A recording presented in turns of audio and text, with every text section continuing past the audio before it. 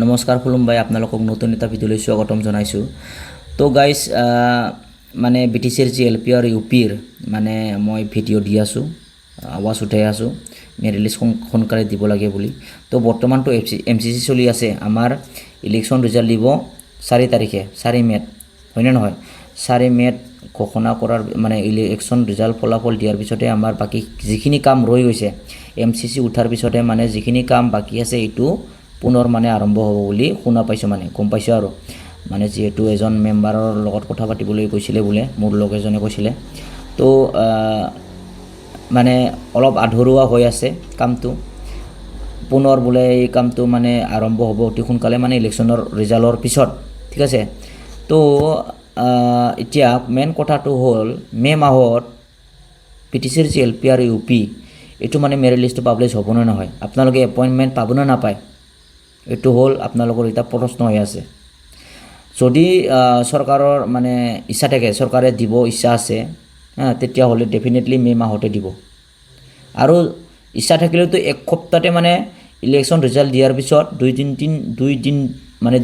তিন দিনৰ পিছতে কামটো ষ্টাৰ্ট কৰি পেলাই, ৰিষ্টাৰ্ট কৰি পেলাই কামটো শেষ কৰি দিব পাৰে তেওঁলোকে, যিখিনি মানে আধৰুৱা কাম।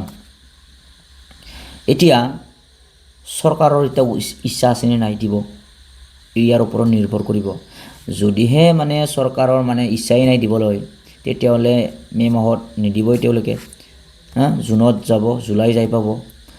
তো এতিয়া কিছুমান BTCৰ বহুতো স্কুলত মানে ৰিটায়াৰমেণ্ট হৈ আছে, মানে কিছুমান খালী হৈ গৈছে, মানে কিছুমান ছিংগল টিচাৰ আছিল, কিছুমান খালী হৈ গ'ল। তো সেইকাৰণে মানে এপইণ্টমেণ্টটো দিব লাগিছিল, যাতে এই পষ্টবিলাকত মানে ভেকেঞ্চিটো মানে ফিল আপ হ'ব, তেতিয়াহে, হয়নে নহয়?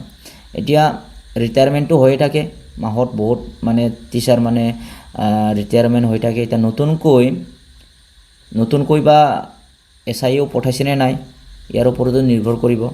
ইয়াৰ পিছত মানে এইটো এপইণ্টমেণ্ট দিয়াৰ পিছত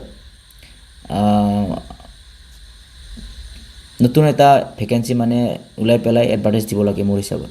এতিয়া এইটো মানে মে' মাহতে শেষ কৰিব লাগে আৰু মানে এপইণ্টমেণ্ট দি পেলাই। এতিয়া এজন ইউটিউবাৰৰ পৰা গম পোৱা মতে 30 মে'ত মানে ঘোষণা কৰিব বুলি কৈছে, মানে মেৰিট লিষ্টটো।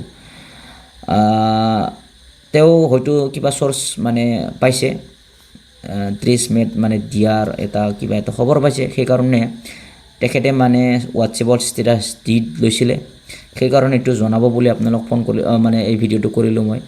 তো যদি এক সপ্তাহ 2 সপ্তাহ মানে শেষ হৈ যায় ইলেকশ্যন ৰিজাল্ট পিছত ভেৰিফিকেশ্যনটো, ডেফিনেটলি 30 মে'ত মানে ওলাব পাৰে মেৰিট লিষ্ট।